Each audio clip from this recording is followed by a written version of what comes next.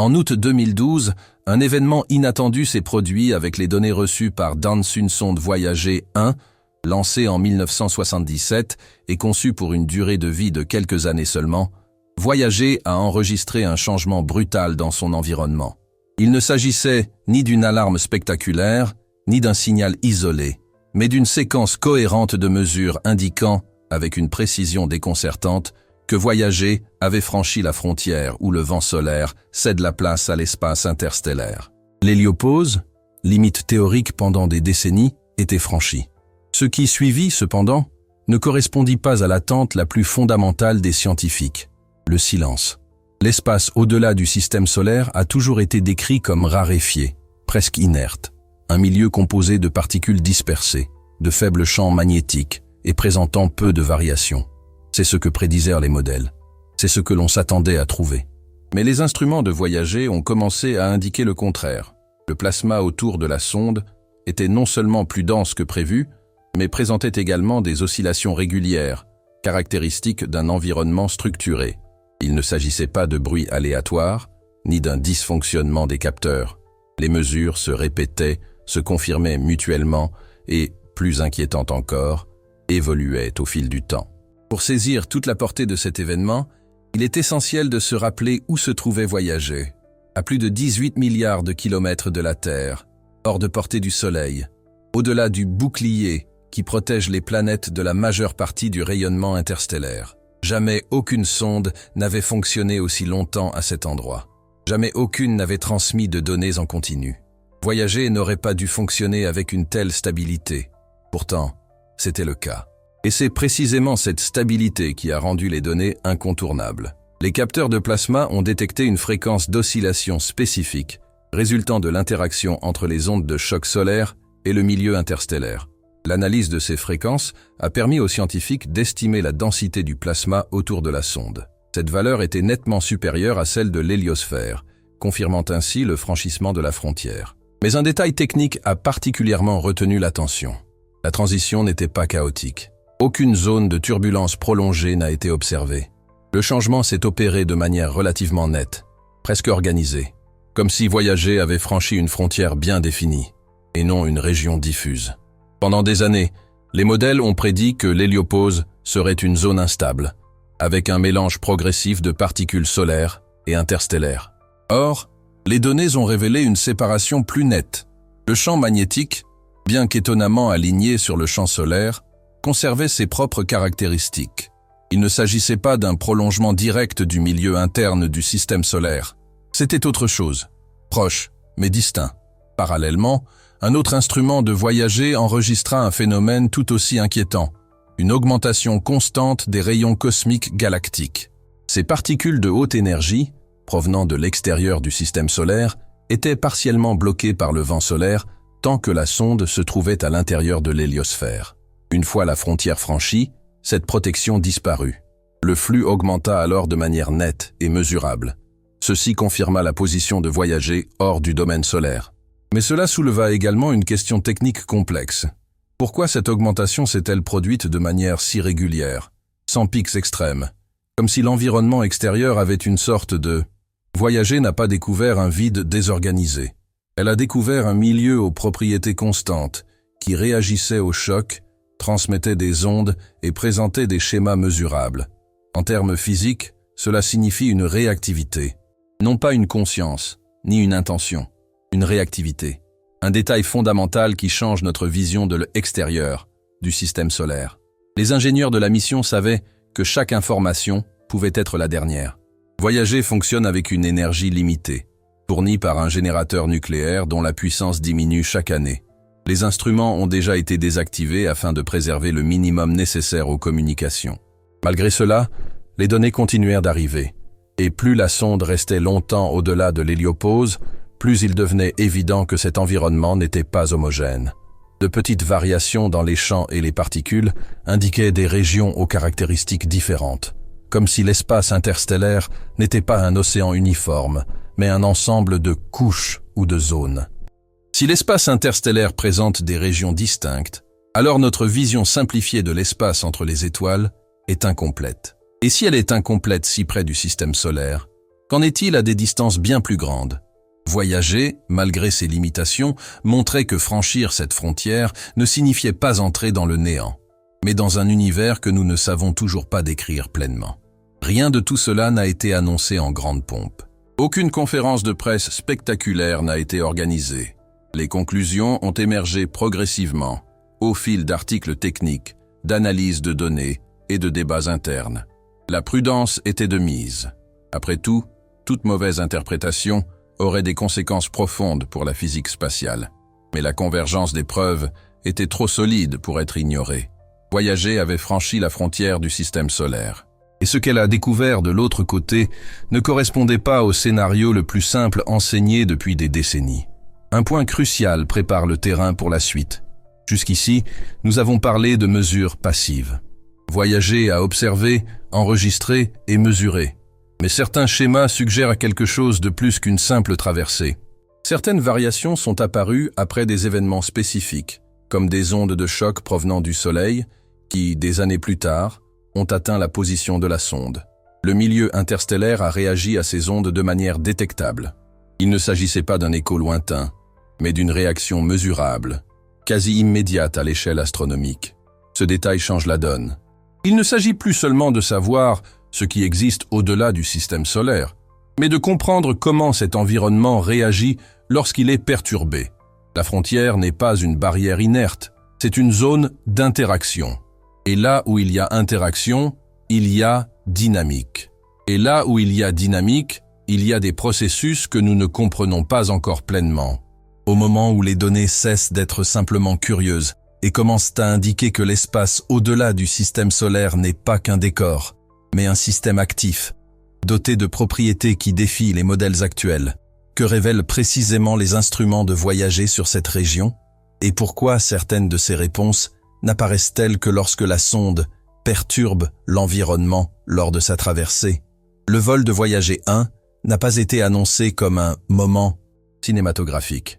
Il a été confirmé de la manière la plus maladroite qui soit, en raison de la convergence de données qui ne devrait pas concorder aussi bien.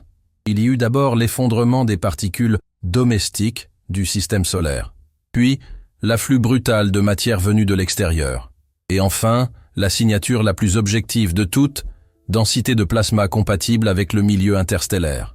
Le tournant le plus fréquemment cité par les chercheurs s'est produit en 25 août 2012, lorsque Voyager 1 était aux alentours de 122 unités astronomiques du Soleil.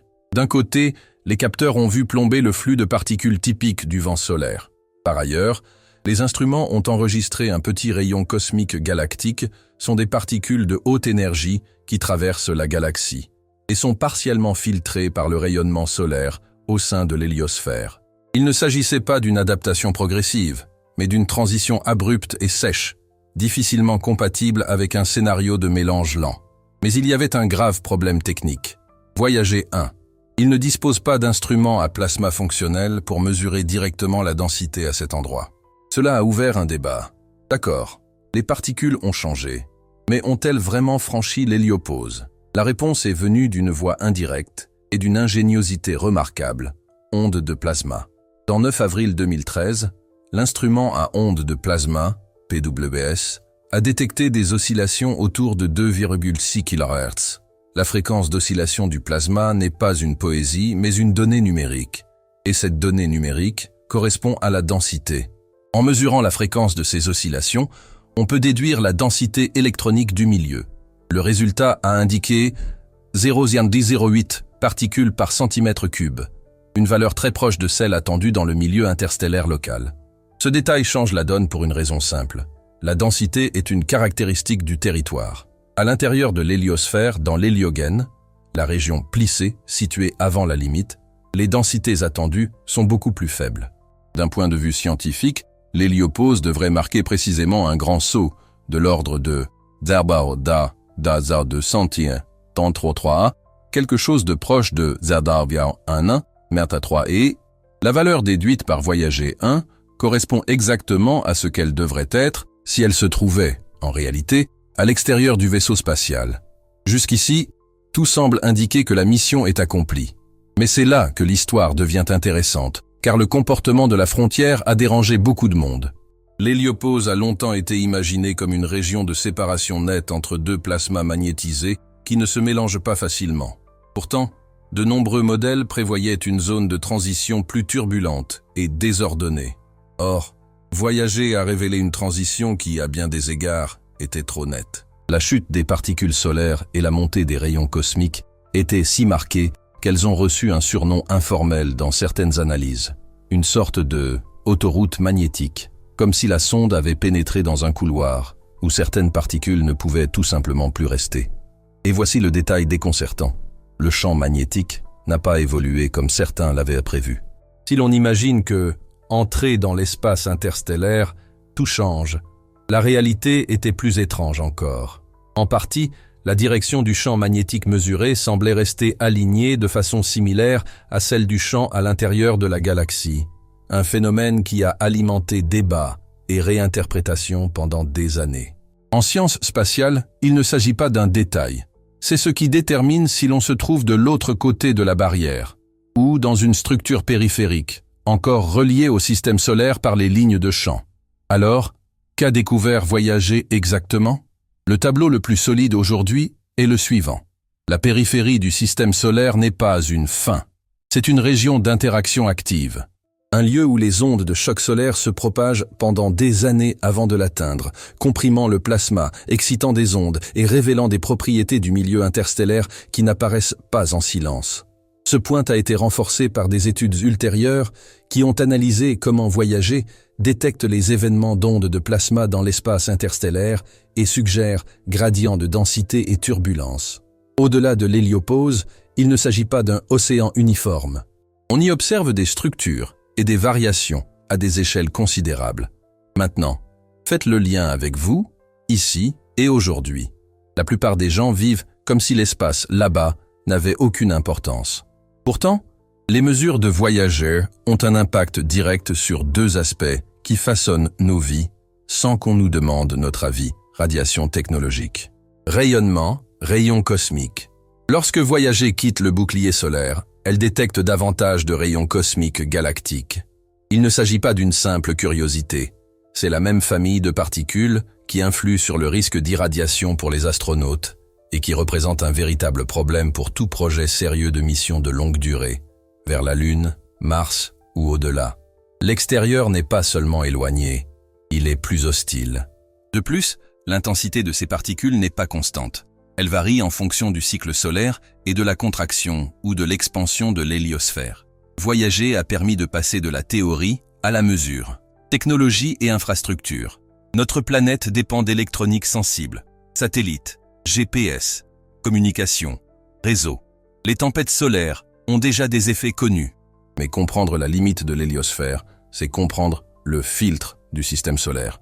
Qu'est-ce qu'elle bloque? Qu'est-ce qu'elle laisse passer? Et comment ce filtre évolue-t-il au fil du temps? Voyager mesure le comportement de cette frontière qui détermine la quantité de rayonnement galactique qui pénètre dans notre voisinage. Il ne s'agit pas de mysticisme, c'est de la gestion des risques à l'échelle cosmique. Et si vous êtes arrivé jusqu'ici, vous comprenez déjà que ce n'est pas qu'une simple histoire d'exploration. Alors profitez-en maintenant, abonnez-vous et laissez un like, car c'est dans les parties suivantes que les choses deviennent plus inconfortables. C'est à ce moment-là que nous rassemblons les données et que nous réalisons que notre image de vide était un raccourci mental, car il y a un dernier détail technique qui change complètement la perception de l'ensemble. La confirmation par onde de plasma en 2013 ne s'est pas produite au moment précis du passage de 2012.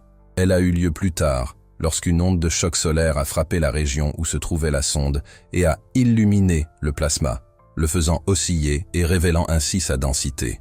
C'est-à-dire, l'environnement extérieur a réagi à une perturbation. Il a réagi de manière mesurable. Et c'est le genre d'information qui ne correspond pas à l'idée d'un espace inerte. Et maintenant, la question est différente. Et elle est plus difficile. Si le milieu interstellaire local présente une densité, un gradient, une turbulence et une réactivité, qu'a traversé exactement Voyager? Une simple frontière? Ou une structure dynamique qui fonctionne comme une membrane, avec différentes régions, couloirs et comportements selon ce qu'il atteint? Nous allons aborder le fait le plus troublant. La limite du système solaire ne semble pas seulement être une frontière physique. On dirait un système qui se réorganise de lui-même. Et quand on s'en rend compte, cela change notre perception de notre propre monde intérieur. Après près de 5 décennies de voyage en silence, Voyager 1. Elle a accompli quelque chose qu'aucune sonde n'avait fait auparavant. Cela nous a obligés à abandonner l'idée que la limite du système solaire n'est qu'une simple frontière physique. Les données ne révèlent pas un vide passif, indifférent et inerte. Elles indiquent un environnement qui réagit, se réorganise, réagit aux perturbations et conserve ses propres propriétés. Ignorer ce fait n'est pas un choix neutre. C'est une décision qui façonne notre compréhension de l'univers et, par conséquent, notre compréhension de nous-mêmes. La science moderne s'est développée grâce à une séparation confortable. D'un côté, les systèmes complexes, la vie, la conscience. De l'autre, la matière brute, les forces aveugles, le hasard. Voyager a fait voler en éclats cette frontière conceptuelle. Non pas en suggérant une intention ou une intelligence au sens humain du terme, ce serait une caricature, mais en démontrant que le cosmos ne se comporte pas comme un décor statique. Il interagit, il répond, il a sa propre dynamique, même là où nous pensions qu'il n'y avait que le silence. Les conséquences pratiques sont immédiates et profondes. D'un point de vue scientifique, persister dans l'idée d'un espace interstellaire homogène limite nos modèles de rayonnement, de propagation des particules et de protection des futures missions habitées. Chaque donnée ignorée aujourd'hui représente un risque demain. Voyager ne se contente pas de raconter une histoire abstraite. Elle mesure le climat cosmique qui entoure la Terre. Un climat qui influence tout, de la conception des engins spatiaux à la sécurité des astronautes et à la stabilité des technologies qui sous-tendent notre vie quotidienne moderne. Mais il y a une conséquence encore plus gênante, et celle-ci ne rentre pas dans des feuilles de calcul techniques. Si la frontière du système solaire fonctionne comme une région d'interaction, une sorte de membrane dynamique, alors la vision classique de l'univers comme un stade indifférent commence à s'effondrer. Ce que suggère Voyager, c'est que nous ne sommes pas plongés dans le néant. Nous sommes intégrés à un système plus vaste, composé de différentes strates, réactions et structures que nous commençons seulement à percevoir. Cela ne requiert pas de mysticisme, mais une honnêteté intellectuelle. Pendant des décennies, nous nous sommes habitués à penser que la conscience est un accident rare, limité au cerveau biologique, situé en un point insignifiant de la galaxie. Mais la question qui se pose ici n'est pas « l'univers pense-t-il comme nous ?» Cette question est superficielle. La vraie question est « pourquoi s'obstinons-nous à considérer l'univers comme quelque chose de totalement dépourvu d'organisation, de réaction et de cohérence ?» Voyager a démontré que même l'espace profond réagit au toucher. Il réagit de manière mesurable. Il réagit de manière structurée. Ce type de découverte est souvent dilué lorsqu'il parvient au grand public. Il devient une note technique, une simple curiosité scientifique, une nouvelle avancée. Or, son impact n'est pas progressif, il est conceptuel. Car au fond, il s'agit d'un changement de perspective. Cesser de considérer le cosmos comme un objet inerte et commencer à le percevoir comme un système actif dont nous faisons partie, que cela nous plaise ou non. Et voici un point délicat, ce qui n'est pas encore dit clairement, non pas parce qu'il existe un simple complot ou un secret cinématographique, mais parce que certaines questions sont éludées par gêne académique. Parler de dynamique, de réaction et d'organisation à l'échelle cosmique est acceptable. Aborder les implications de ces phénomènes pour la notion de conscience, de finalité ou de participation de l'observateur l'est beaucoup moins. Ces discussions restent donc cantonnées à des articles spécialisés, à des débats philosophiques isolés, ou sont tout simplement mises de côté. Voyager ne prétend pas que l'univers est conscient.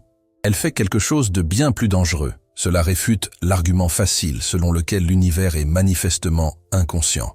Et lorsque ce soutien disparaît, le doute devient inévitable. Si les systèmes naturels, à des échelles infiniment plus grandes que la nôtre, présentent une organisation, une capacité de réaction et d'adaptation, alors la frontière entre matière et processus perd de sa netteté. C'est précisément à ce stade que cette enquête ne peut s'arrêter à la vidéo. Livre électronique. L'esprit du créateur. L'univers est-il conscient? Elle émerge de cette faille ouverte par les données. Elle n'apporte pas de réponse toute faite et ne vend pas de certitude rassurante. Elle explore plus en profondeur la question à laquelle Voyager nous a contraints à nous confronter. Observons-nous un univers passif, Ou participons-nous à un système bien plus profond que ce que notre langage scientifique actuel peut décrire? Ce livre explore cette question en établissant des liens entre la physique, la cosmologie, la philosophie de l'esprit et les limites de la pensée scientifique moderne. Non pas comme de vaines spéculations, mais comme une enquête rigoureuse sur ce qui se produit lorsque les données remettent en cause nos hypothèses les plus fondamentales. Si cette vidéo vous a laissé un sentiment d'incohérence, le livre est la suite logique. Le lien se trouve ici. Link.commentaire épinglé disponible par code QR sur le corps. Avant de conclure, il convient de revenir sur le point le plus préoccupant. Voyager poursuit son voyage. Chaque année, elle s'éloigne un peu plus de la Terre. Ses instruments sont désactivés un à un. Un jour, elle restera muette pour de bon. Et quand cela arrivera, il sera impossible de demander de nouvelles données. Ce qu'elle a déjà transmis est tout ce que nous aurons pendant des décennies. Ignorer l'importance de ces informations, c'est gâcher une occasion historique de repenser notre relation avec le cosmos. La plus grande erreur n'est peut-être pas de croire que l'univers est conscient. La plus grande erreur est peut-être, supposer avec arrogance, qu'il ne l'est pas simplement parce que cela nous semble plus confortable.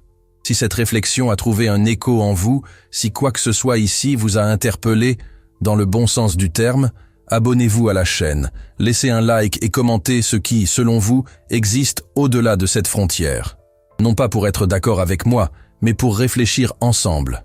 Car, au final, voyager ne nous a pas apporté de réponse définitive. Elle nous a laissés face à une question ouverte, voyageant seuls dans l'obscurité. Et si le silence de l'univers n'était jamais une absence, mais simplement un langage que nous n'avons pas encore appris à entendre?